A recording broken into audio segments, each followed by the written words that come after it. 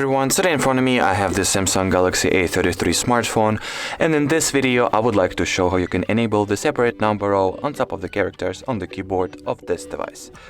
So as you can see, there is no separate number row present in here, so let's go ahead and turn it on. In order to do that, you gotta open up settings, go for general management.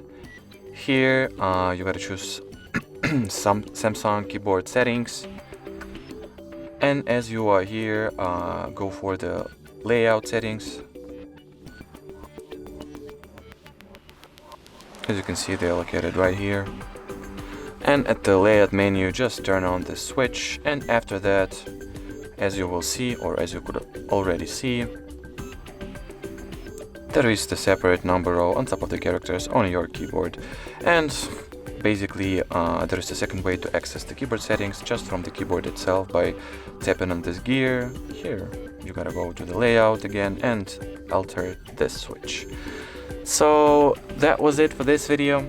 If you found it helpful, don't forget to like this tutorial, leave your comment and subscribe to our channel. Bye bye.